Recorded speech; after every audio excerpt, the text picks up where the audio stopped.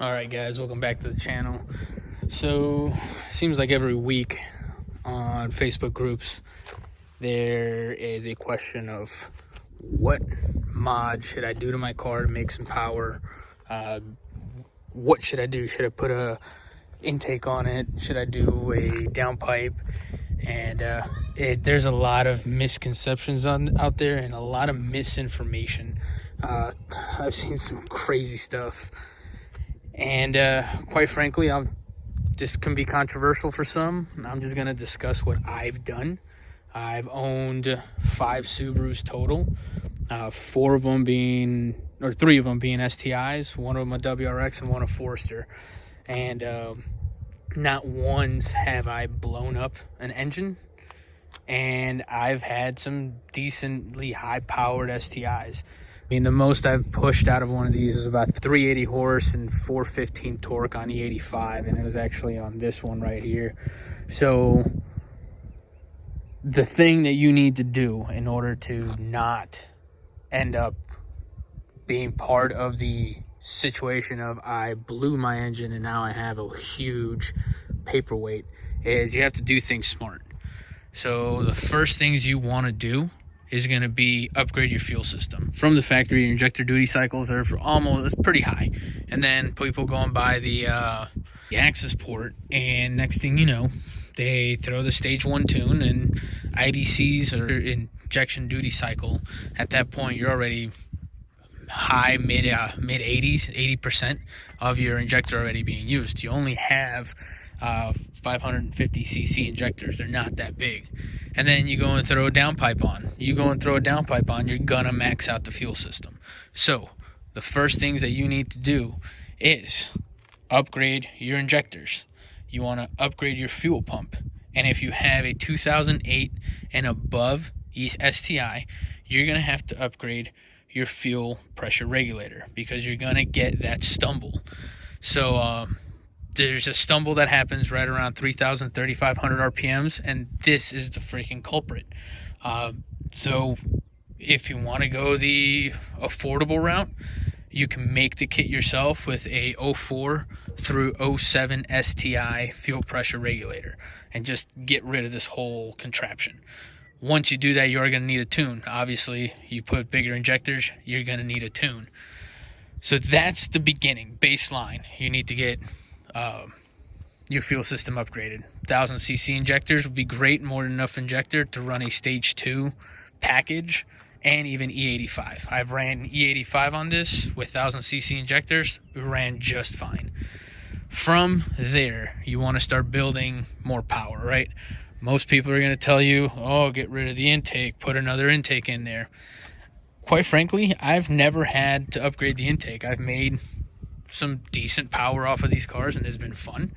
But what I did have to upgrade was the exhaust system. A catback exhaust is not going to give you enough to increase power, but by getting rid of the stock downpipe and adding in a catless or high flow catted downpipe, you're going to free up a lot of the restrictions because we all know suck, squeeze, bang, blow is what gives you power. So if it's constricting in one of those areas, which in the EJ257 and even the 205, it's going to be bottlenecked right at that hot side of the turbo. That downpipe is very restrictive.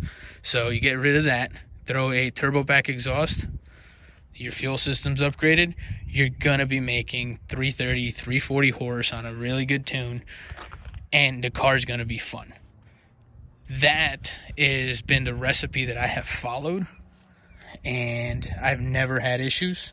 I've only had to refresh one engine, and that was on my 04 STI, and that was just because the previous owner neglected the crap out of the car, and since he did that, the car had misfires, leaks, oil was leaking everywhere. But that right there. So once you get your turbo back exhaust put on there, then enjoy the car. And if you're aching for more power, then yes, you can definitely go with a bigger intake. But now you're getting into that area that the stock long block is gonna end up having issues down the road. You're going to shorten the life of it, and you're going to end up having your piston rings go. You're going to end up throwing a rod bearing, and you're just, again, be back to having a big paperweight. So if you're going stage 2, you don't need an intake immediately.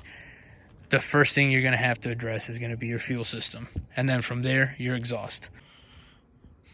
A lot of people want to start talking about getting an external wastegate, which, yes, they're great. They hold boost a lot better, and they make some amazing sounds.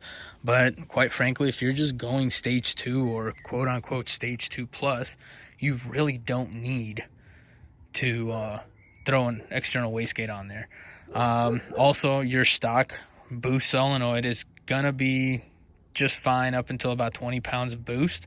Past that, then yeah, go ahead, get yourself either a 3-port or a manual boost controller, and that's going to again aid in holding boost a lot better.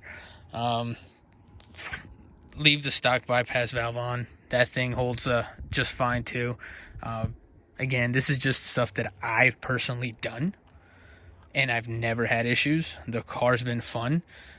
This thing right here, my 16 STI, I ran the fastest was a 12.3 at the track with it on E85. My 2011 STI, that thing was running just fine. Again, stock long block. I've never built a block. I've never had a built block in any of my cars. I've built them for other cars, the rally cars and some of the other cars I've worked on, but never on any of my own personal ones.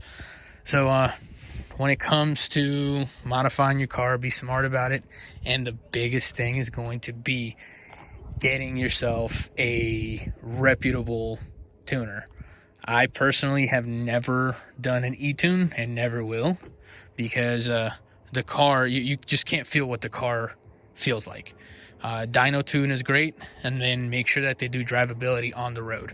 So wide open pulls on the dyno, get your max power, and then get out there on the road and replicate road driving conditions to the tune.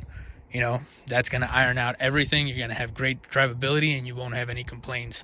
But hey, short video, might be controversial. If you guys like what I got, go ahead, subscribe, like it, and leave a comment. Tell me what you guys think.